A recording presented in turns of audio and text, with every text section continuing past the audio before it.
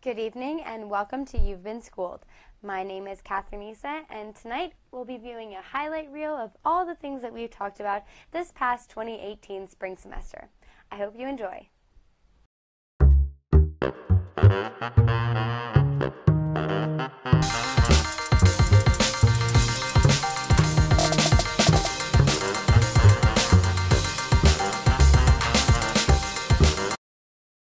Super Bowl 52. The Patriots can't play a boring Super Bowl. I think we've seen that. They have a flair for the dramatic, Now we have Tom Brady with the, these gloves and, stitches on his thumb. Probably someone's dog is going to die or something. The Patriots have, last two times they were in the Super Bowl gave us NFL history, but at the same time, I guess so did the Eagles in their last two Super Bowl games. I remember something about puke and a mascot fight. So, Jordan, tell me who you think is going to win the Super Bowl this weekend. I'm going to have to go with the New England Patriots. I think they have so much experience in the Super Bowl with Bill Belichick and Tom Brady and even Danny Amendola, and hopefully Gronk comes back. But I think there's just too much experience, too much talent, and the Patriots, they won't make a lot of the same mistakes they did against the Jacksonville Jaguars. And I don't think it's the Eagles' time yet. They had a great run throughout the season. Yes, they lost Carson Wentz, and that's unfortunate.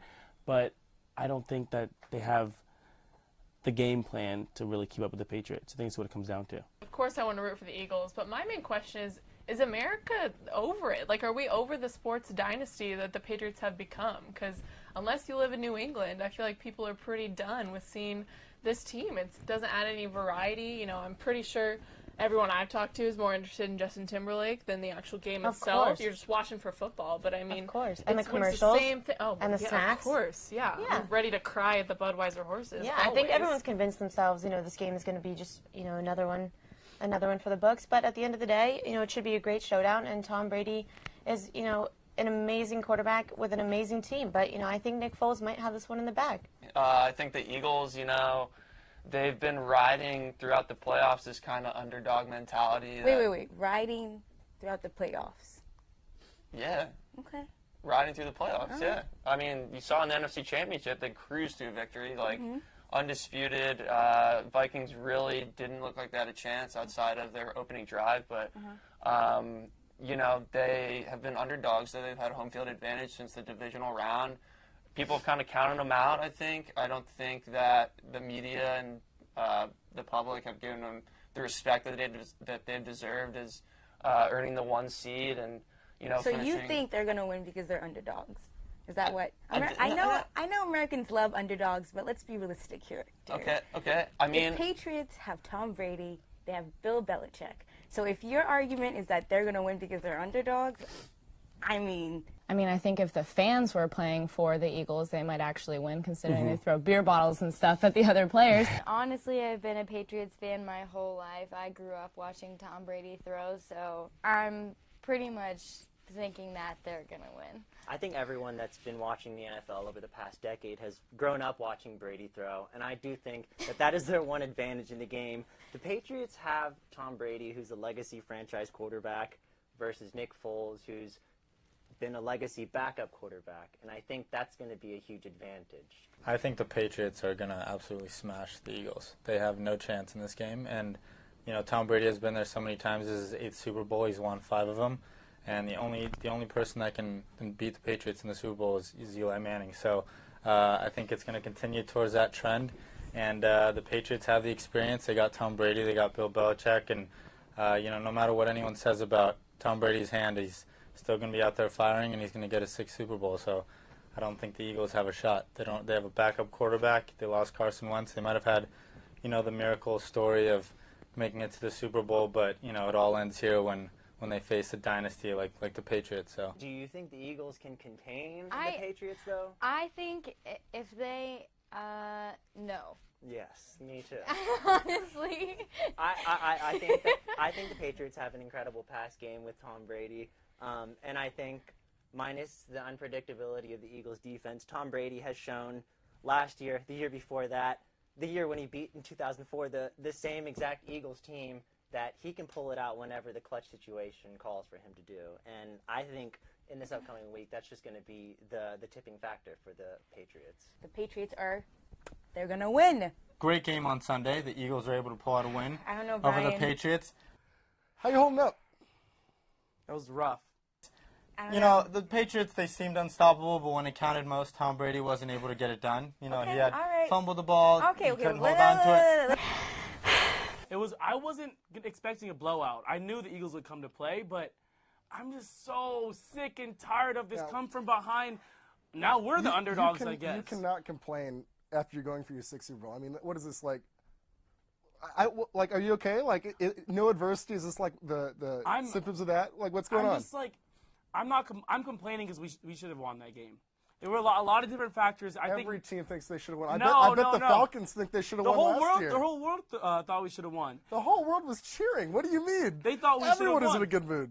No. Okay, no. People, because Patriots we're this villain team. Everyone hates us. Everyone loves to rag on us. Continue. Keep going. Yeah, what's up? And I think because of that, we kind of, it sucks to lose all the time. Even if you are this... It sucks to lose all the time. It's, you haven't lost. You never lose. Like, what's... But I'm saying in any circumstance, regardless of where your team is, if you're this dynasty or whatever, it still sucks to lose. You know, look at the Warriors. I get a tiny violin. Like, I don't know what we're going with. Do you think it was the Eagles' defense, or was it Tom Brady's inability to perform? I don't think it was Tom Brady's inability. No, I don't think it was Tom Brady. You don't think that he could have been able... It wasn't his fault that he didn't catch the pass from Danny Amendola? He was in the position to win. He was in the position to win. He had two chances. But fumbled the first time, and you got a chance to tie it up, be a hero, and go into overtime. Being petty. There are lots of elements that there were went stitches on his hand, I guess. I could give him. He had surgery. Brady's not God. No, but I know you think he might be, but he's really not. It was not Tom Brady's fault. Oh, what? Tom I think he fumbled. He fumbled when it counted most. Tom Brady played a great game. Everyone makes mistakes. Great game, but when it counted most, what did he do? I think Tom he fumbled the ball. Tom Brady. When it counted most, he could have won the game, but he lost it. Passing yards. Guess what? It doesn't matter because he lost. He still lost. He didn't get the win. 33 Who got the win? points. It wasn't his fault. I'm not saying. Oh, it was his I'm fault not because he saying fumbled. He didn't get the ball. Nick Foles played his heart out. He's a national treasure. Nick Foles played a game. The real hero of this game was Nick Foles. Nick Foles, who's a backup quarterback, almost quit a few years ago, came back and won the MVP over the supposed unstoppable Tom Brady. Tom Brady, the guy who only loses to the Giants, is now losing to the Eagles as well. It just was not the year for the Patriots and Bill Belichick, but next year we'll see what they do without their backup quarterback and a 40-year-old turning 41-year-old quarterback, Tom Brady. Guess what? It's the Final Four. What are your predictions? She's crazy about this, guys. Don't mind her. Full disclaimer, I'm a Kansas boy. Grew up in Kansas. Mom went to Kansas. I went to Kansas. But it's a shame. It's a shame.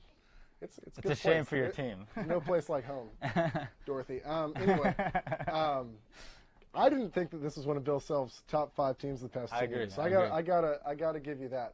But they just keep showing up to play. I thought Duke was the worst matchup they could have.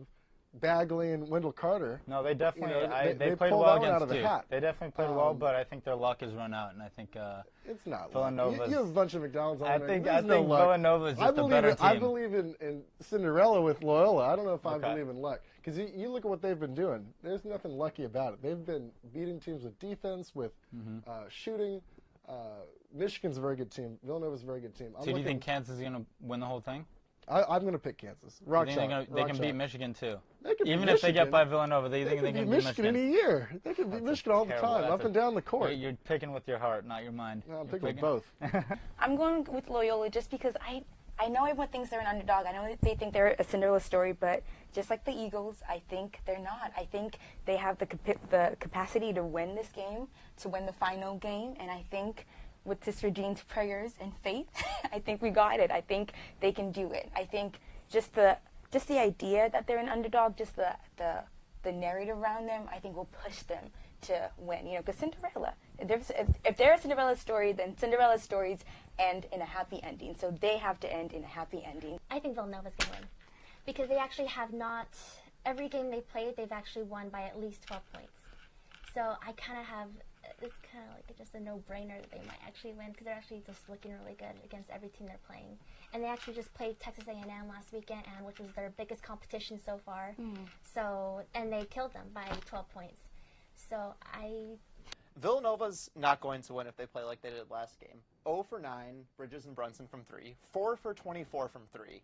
That's not going to succeed against a Kansas team featuring Malik Newman, 32 points. Made nearly every shot from the corner. He was automatic. He's the reason they beat Duke.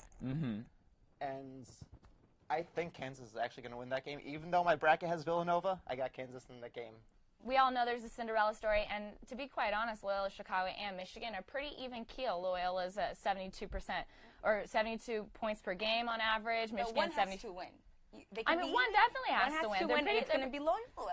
I mean, it could be. You know what? Sister Jean and God cannot always take over games. They have faith and they have skill. What more do you need? They got prayer. They have their own personal, like, angel praying for them every single game. How can you beat that?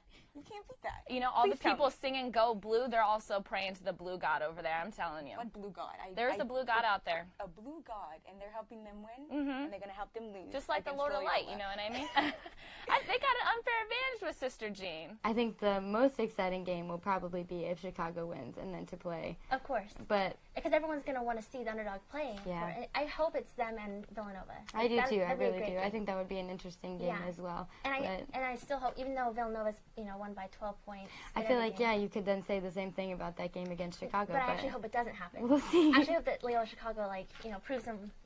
I mean, I hope so too. Everybody loves a good underdog story. They'll probably make it into a movie at that. Loyola Chicago is not an underdog, I think. Even though they're 11th seed, they look polished. They're quick on defense. They have Clayton Custer, Ben Richardson, dominant shooters. And I love Krutwig on the inside. He's so big. He looks like a football player. He doesn't look like he should be there. But he makes nearly everything. See, I would have to disagree with you. I don't think Sister Jean is going to be making it over to the final game. Unfortunately, I think that Michigan's offense is just too diverse, and the set of skills that they offer are just going to be too much for Loyola Chicago to take on in the game. I'm saying Villanova and Loyola Chicago. How about you? Same. I'm going to go with the same. So now we're talking about the national championship game. Not the most exciting game, but I think we had, we figured out who the best team in the nation is, Villanova. What are your thoughts? You know, I actually picked Villanova last week, so I'm feeling pretty good about myself and my basketball knowledge. Well, I'm glad you're feeling good. I, on the other hand, am questioning all my knowledge of basketball. Well, you were a fan. You can't, No, I picked with my heart. Yeah. And you did do say that sometimes. last week. Your mind and your heart were kind of in a different place. Listen, we knew Villanova was a good team. I thought Kansas was a pretty good team. They made the Final Four. They're a pretty good team. Right. They beat Duke. But I got caught up in the hype for Loyola. Which was well deserved. Of course. They had a great tournament. I was hoping for the Cinderella story. Yeah. Then the family ties and the long-standing fandom of KU. I couldn't go against it. Sometimes it bites you in the butt. This is You've Been Schooled, and at the end of the day, I'm Jacob Kramer. And I'm Catherine Issa. Free Meek Mills.